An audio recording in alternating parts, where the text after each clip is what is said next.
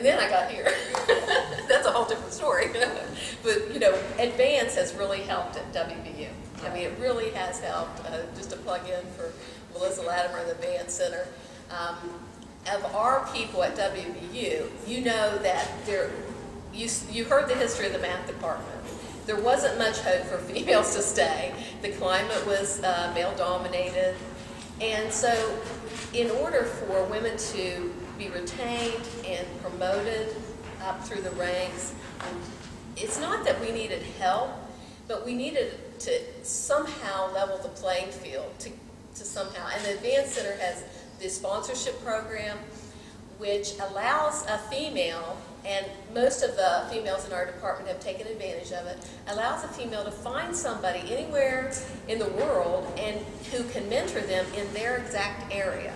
So if there's nobody in the department, we don't have a lot of mentoring people, and the people who are willing to mentor in our department. So if there's nobody in the department that works on what you work on, you can find a sponsor somewhere else. And it's made a huge difference. One of our faculty members says she would have never been tenured if she hadn't had a sponsor to help her through this. And another one, you know, says promoted. It was helping them with all kinds of things that they weren't receiving mentoring in the department. So that I feel like, and so now we are, we're being, let's see, what did I say? There's on the faculty now 6 women. 3 were recently tenured. I came in as an associate, but there's 3 as associate level. One's coming up for tenure this year, and she's very likely to get it. I'm actually going up for full this year, and I don't know about it, so I'm very likely to get it. I'll just say, I hope I get it. And so there, we are moving up in the department. We're being retained, and so the climate is changing at WVU. I'm happy to announce. Yeah, I'll say I've actually benefited from 2 advanced sponsorships, so I work with 2 different people. So that was a really great program. So why don't you talk a little bit about how you've been able to serve as a role model, either by advising students in your research or in other ways? Yeah, so that's one of the main reasons I feel like I'm here. I do want to mentor students. I love to teach, I love to mentor grad students, and even undergraduates in research. We have the capstones. So of my 13 capstones, senior capstones, 10 of them were females. So the females would gravitate to somebody who they feel similar to them, and I try very hard to encourage them in what they're interested in and not try to fit them in a box that is my research, but to try to dig out what they're really interested in and tie it to their mathematical background. Then for graduate students, I have 4 doctoral students now. 2 are female and 2 are male. And they're in a variety of areas that I do research in. And as far as RAs for research assistants on different grants and things, I've sought out females with qualities that, programming skills and things like that I've needed, and been able to find females. I've also had males as research assistants as well, but I've made sure that I'm looking for also a mixture of females to come in. So I've had a lot of females that way, you know, in those roles. So your work with the eTouch Sciences is a unique thing in academia. So if you want to talk a little bit about what an SBIR is and how you got into that area. So an SBIR is a Small Business Innovative Research Award. So you're saying, well, how does a faculty member get a Small Business Award? Well, when I was at the High Tech Foundation, I was doing research on haptic technology. It's touch technology where you can actually feel virtual objects. So if you have a sphere on the screen in 3D that you can see, you can actually use a device to feel the sphere. And so you feel a sphere in this virtual world. So when I was introduced to that technology about 15 years ago by Frances Vanscoy, who's at WVU, I worked with her in the summer, I thought, wouldn't this be great for students? And then later, wouldn't this be great for students who have visual impairment, where they can't get the rich experience of seeing all these things? Well, if I could make it so they could feel them. Like, for example, if you're looking at a 3D model of a plant cell, they can't see that, but they can, with our technology, they can go in and feel those kind of things. And so the way I got into it is coming out of the High Tech Foundation. I really didn't have that research area when I came to WVU. I was doing other things. I was working on unmanned aerial vehicles, I was working on education research, and so my haptics research was kind of on the back burner. And so this, a friend of mine who I had already talked about was my boss at the High Tech Foundation with the biases, he called me up, he said, do you have any, see I told you we're really good friends, he said, do you have any proposals laying around that you haven't got funded yet? Well, I'm like, yeah, I've got a proposal in the back room, you know, I'll bring it out. And so he took that proposal, which was to create these computer applications for students who are visually impaired and blind to teach them math and science. He took that proposal and he turned it into an SBIR, which is a small business award. And he pitched it, we pitched it together, me as the PI and him as the program manager, and he was the CEO of the company, at their president of the company at that time. It was IRC in Fairmont. And so we were really, really lucky, because if you know anything about SBIRs, usually you have a phase 1, and they give you 6 months to do a proof of concept, and they give you a little bit of money, maybe $50,000, to do a proof of concept. And then it's really hard to get a phase 2. So you have to work, then you got a 6-month break, and you don't know if you have any funding, and then you have to get... So we were so lucky to get a fast track, which means that they gave us right out of the chute 2.5 years of funding. As long as we didn't mess up in our phase 1, we were guaranteed. So we were guaranteed. So at that time, I was still a faculty member, and now I have this PI role. And so I had to be at least 51% working for that small business. So I went to my chair and I said, this is something I've wanted to do for a long time. I said, I wanted to create this software for students who are visually impaired and blind. I have the opportunity now, so I guess I'm just going to have to quit. And so I said, we've got 2.5 years of funding. I guess I'll just go to work for this small business. And my chair said, well, let me see what I can do. So he went to Dean Jones at the time, and he said, I really, we don't want her to quit. And Dean Jones said, well, how about we do something that he didn't think had ever been done at WVU. How about an entrepreneurial leave? And so I said, well, that's awesome.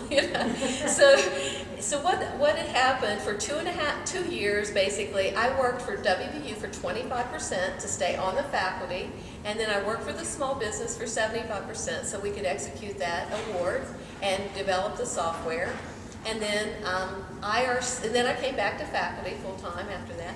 And then IRC allowed us to spin off a company called eTouch Sciences and have a little company that just sells the software. Now, it sounds glamorous, but I'll tell you the honest truth. Selling software to students who are visually impaired and blind is not a very lucrative company. So it's actually a hobby of mine. So, or a nonprofit, we could call it, So it sounds glamorous, and we did go through all the things to start a business. We have an LLC, sell an LLC, a website. You'll find us at the website. But that's a very niche market. And I learned a lot about business going through there. So that's what led me to eTouch Sciences. Yeah. That's very interesting, all that extra stuff. And that the chair and the dean were able to come up with a flexible solution for you. That's really nice. Yeah. And now you see the provost is really pushing entrepreneurship with students and faculty. And so now it's a big push, but that was about 3 years ago, I think. And Dean Jones was probably the first one then to start doing something like that. So now I'd like to open it up to the audience if you all have questions. Looks like we have a microphone in the middle, or perhaps he has a microphone. We're going to see. So we'll let him. run the microphones. Switch microphones.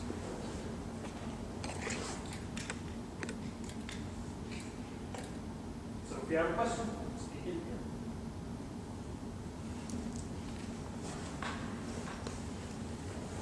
So, I'll start.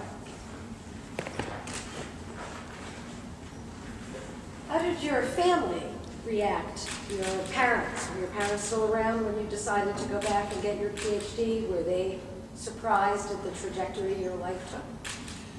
Yes, my parents were still alive when I got my PhD. They were at the ceremony.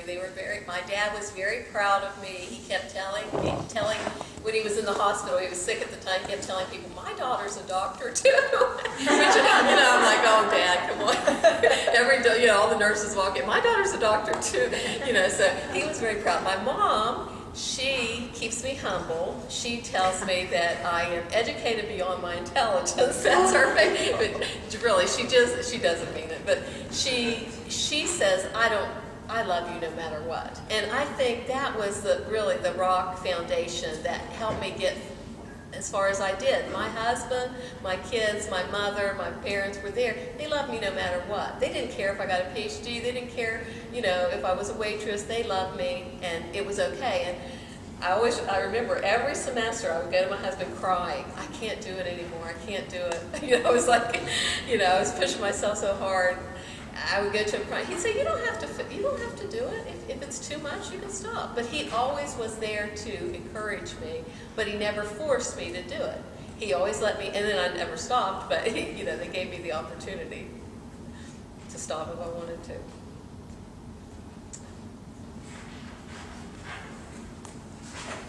I want to thank you for an incredibly inspiring story, Thank you. and a story full of stories that need to be continued, and we need to learn more about them. And I have one question, and I also want to reinforce something that you said. So I'll ask the question, but then you wait a minute till Okay.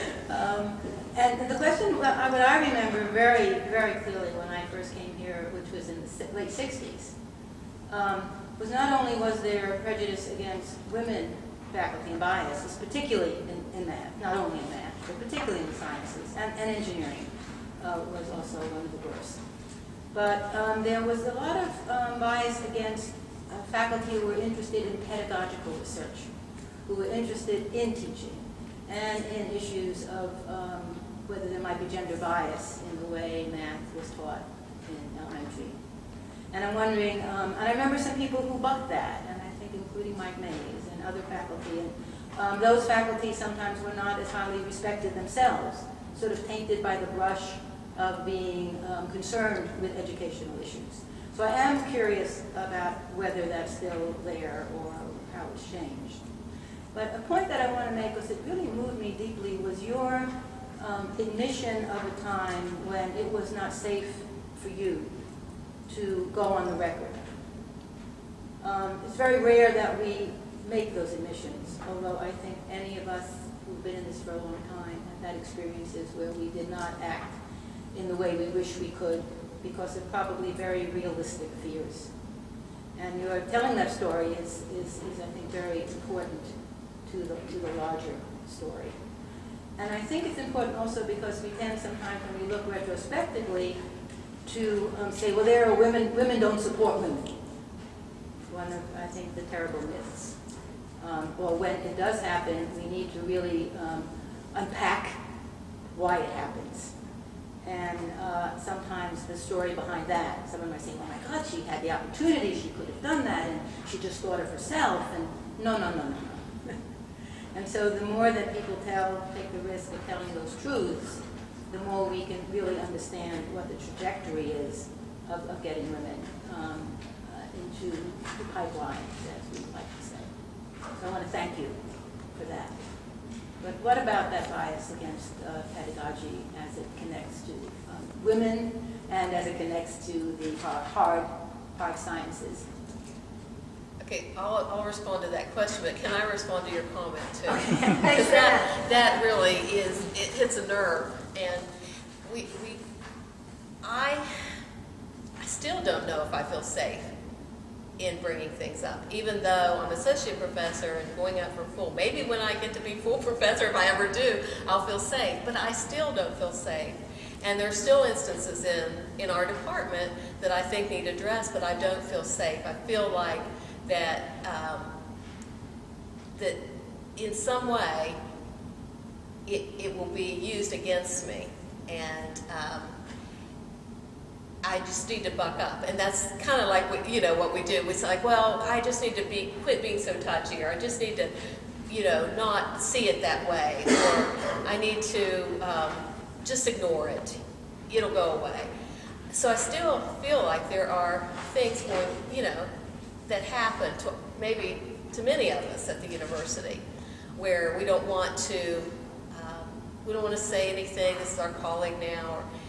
So I really believe what you're saying. We need to figure out, there's still, even though it's 2016, we've come far, but not far enough. The women who are, I don't want to say victimized, that might be too strong a word, but the women who are made to be uncomfortable in their workplace or in their school, education, they still feel powerless to bring it forward because of fear of retribution. And if you're one woman in a class, or you're just a few women in a department, you still don't know. I mean, I feel for the women over in engineering, because there might be one woman in 40 male faculty. How is she going to feel empowered to bring something forward? It's very scary. And so I agree. We need to unpack this. We need to figure out how to be better at making it so women can bring things forward. Even though we're mandatory reporters and all these things now, it still gets brushed under the rug a lot of times. Okay, the second thing about the pedagogy, yes, you're very right about that. When I came to the math department as a student, there were two factions. One was pure math and one was applied math, and they butted heads. And then the pure math people didn't like the applied math people, and they didn't think they were real mathematicians, and so forth. Now, it changed to, when the Institute for Math Learning was brought about by the dean's office, they said, you need to really pay attention to your low-level math courses. People are failing too often, 50% failure rates in the college algebra and calculus. It's not acceptable. You need to pay attention to how you're teaching those courses. So the Institute of Math Learning was established in the department. Mike Mays was the most recent chair. Well, then it became the education faculty against the real math people. There was factions there. So yes, it is true. Now, today, you were just asking me about this, like, are all the women in the education research area? Well, when Vicki Seeley was hired, she had a mission. She came in with a mission. She's a young woman, but she had a mission. And she wanted to get a PhD in research in undergraduate mathematics established in our department, because that was her area of research. She researches how people best learn at the undergraduate level, not the K-12. She does the undergraduate level, how they best learn calculus and how other topics and proofs and things like that. And she wanted graduate students, but in order to have graduate students, she had to have a degree established in that. So she worked, and this is an area that is recognized by the Mathematical Association of America, and they have their own conference and everything. We've actually hosted it the last 2 years. So and the students who go through that program get a PhD in math. They actually do all the math courses up through the PhD, and then they take some extra pedagogy type courses where they study research in undergraduate mathematics. And then they do a dissertation in that area, studying how people are learning mathematics. So they end up with a mathematics PhD. It's not EDD, it's not anything less than the other math PhDs. So our department is slowly starting to warm up to that. We have many students in that area. We have 3 professors now, 1 male and 2 females in that area. No, 3 or 4, sorry. 1 male, 3 females in that area, research in undergraduate mathematics. And so the department is seeing there's a need for that. But the other thing about that type of degree is it is far more marketable than a straight math degree this day and age, because so many departments are now realizing that just because you can learn math doesn't mean you can teach math, and just because you're a great researcher in math doesn't mean you can teach it very well. And so they're looking for people who are interested in the pedagogy, interested in how people learn, and those people are getting hired more often now. So we did start the program. The dean was very supportive, both Mary Ellen Mazie and Dean Jones. So that program is now very active, and we have master's and PhD students in that program. So there's a better feeling now about that.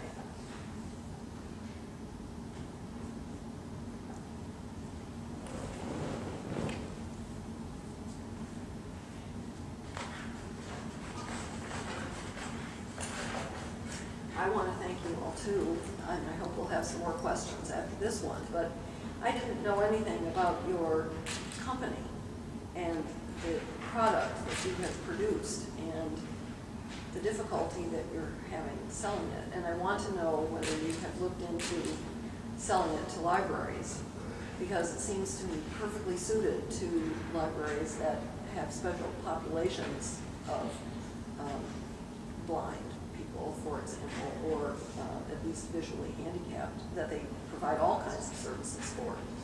And they might be very interested to look at your product and see what it has to offer, particularly public libraries across the nation.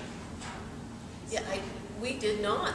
We went to all the blind agencies in the country. We went to American Printing House for the blind, but we never went to the libraries. I never thought in that direction. We went to the schools for the blind. And well, I think there's a possibility, and I think our dean, no, he's not here, probably had something else to go to, but we can talk to him later about this and get what he thinks about the idea. But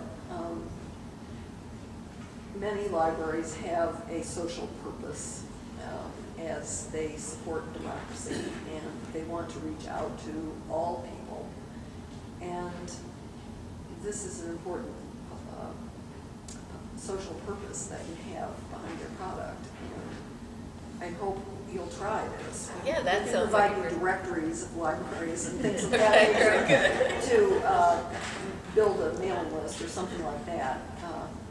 Because the American Library Association has a whole division for librarians who serve the blind. I know that, and we could get a lot of resources together for you, and I'd like you to think about that. Because I suspect there would be some great support in our community for your work. Thank you very much. That's great. Any other questions? I'm also open to answering questions if anyone has any for me. May I ask a second one? Yeah? Well, as we built this program, I couldn't help but reminisce about some research that I did 25 years ago about women in non-traditional fields. And one of the groups that I did look at in the literature that I studied was scientists.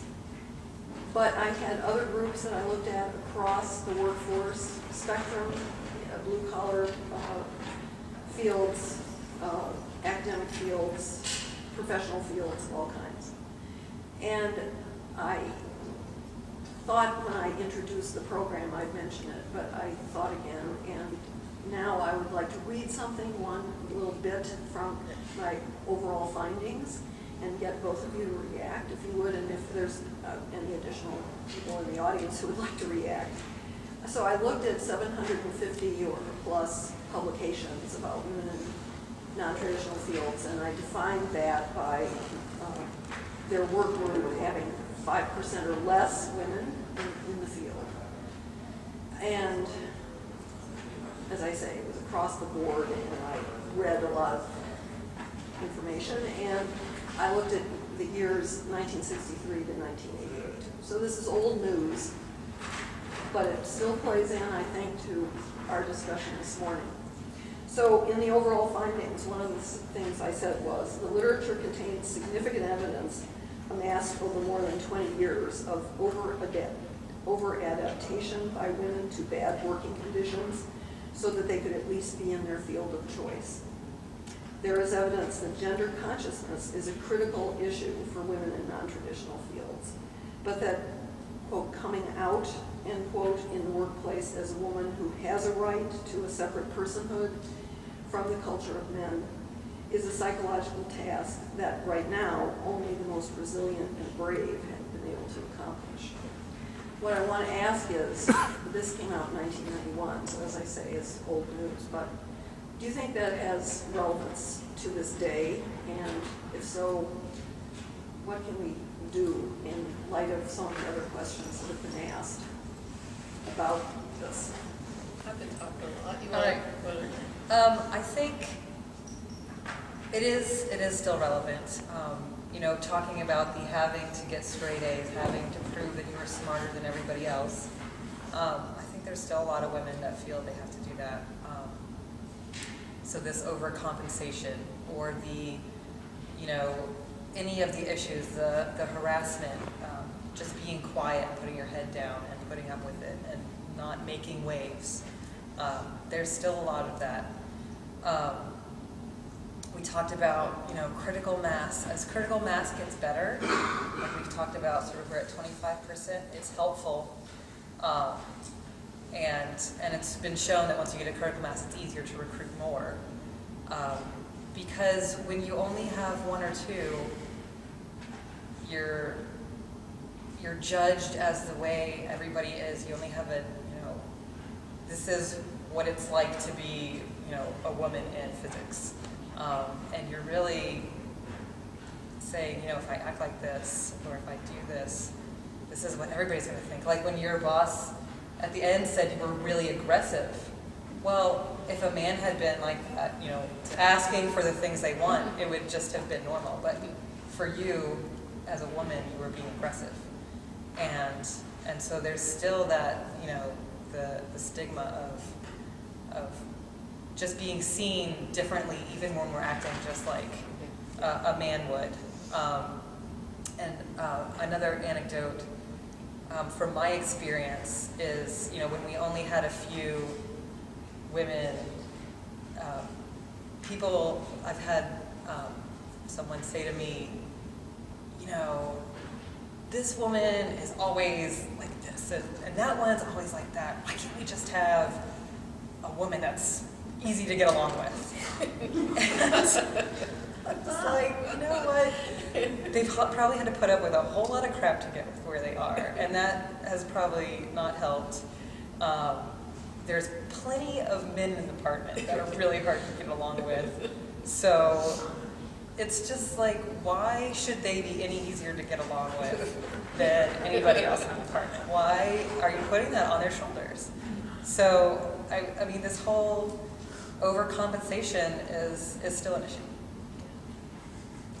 Yeah, I truly think it is an issue, and I've just recently had one of the younger females come to me, and we use each other as kind of therapy, so we can, you know, we can gripe to each other, where I wouldn't probably go into one of my male colleagues' office and start griping. But so she was telling me how the secretaries or the administrative assistants in the department treat her differently than they do the males. And even the other women, you know, saying that, you know, when the males go in and they demand their own way, then they get what they want. But when I go in and ask nicely, they say, she was told, I'm not going to spend my life working out this issue for your graduate student. And she said, I'd asked nicely, but if my male colleague would have gone in and said, you're going to do this, they would have done it for them. So there is a difference in, you know, like, and so it still surfaces, and they're just, you know, maybe we're more conscious of it because we're, you know, we've been educated about it, or we're, you know, I hope to think we're not just looking for it, we just notice it, but I think, you know, I think it's still there. I have to say, we've got more hope now with the critical mass that you pointed out. Yeah. I wanted to, Judith brought up the thing about women being in some of the, like, more education and lesser valued fields.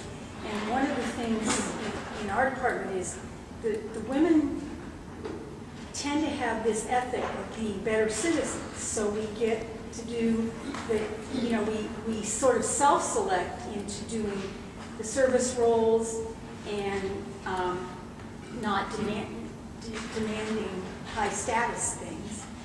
And part of it's self-selection. And I think one of the important things that I've recognized in just hearing mostly about advance is people talking about, you know, there were workshops about managing your career. And it never occurred to me, as a terminal associate professor, to think about, you know, what's going to be the best thing for me and what do I need to focus on. I was just trying to do, you know, what's best for the department. Oh, if we need this, well, I can do that, you know. And so that you tend to over-comply with things that need to be done and not look out for yourself. And I think some of that mentoring that was nobody talked about or did anything about 20 or 30 years ago is a little better now. Yeah, there's a lot of, some through the advanced, but there's an AWIS workshop on work-life balance. And also now we have a partnership with the National Center for Development and Diversity. And they do a lot of talking about, you know, how to say no to these things and aligning your time spent with how you're evaluated in your position. And so there is really an eye to, you know, are women and other underrepresented groups being expected to do more than their fair share of the service? Or expecting themselves to. Or saying yes, sometimes being like, yeah, I'll do that, yeah, I'll help out with that, and making sure, you know, they're actually getting their work done. And in my position as a research professor, I found that to be a real challenge because my work with AWIS and doing outreach and a lot of this stuff, I really enjoy doing. And I found myself spending a whole lot of time on that. And I have no service component to my position. And so I found myself, you know, my research would falter because I'd be spending so much time working on this. And I said, I really need to be careful about that or I'm never going to get anywhere. So I did the faculty success program with the National Center for Development and Diversity, and that was really helpful to help me focus and schedule my time correctly.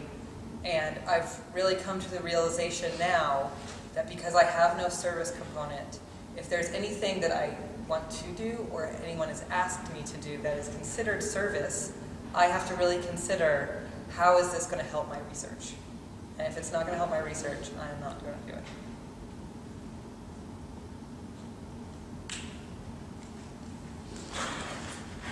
Since we don't want women to be afraid, I am not afraid to say how disturbed I am by the complexity of this last issue.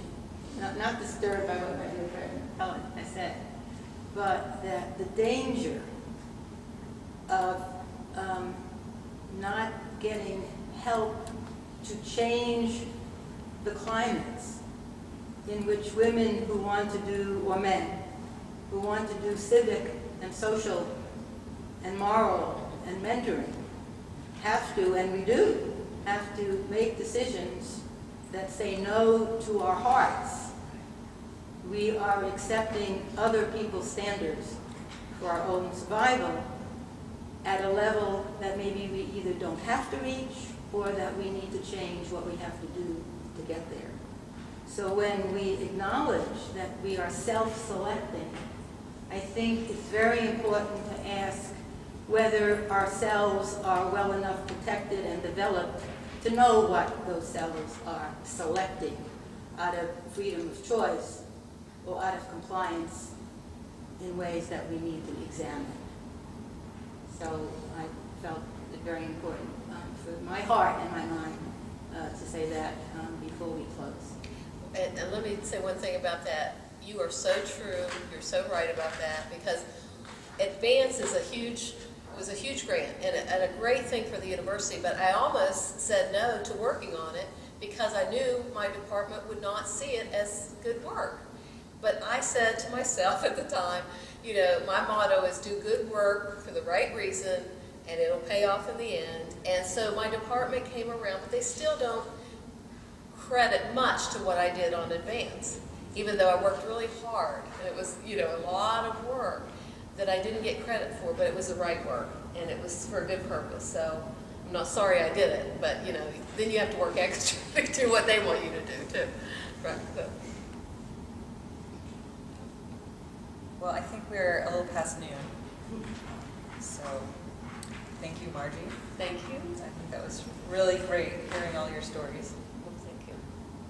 And thank you, Amy. Thank you.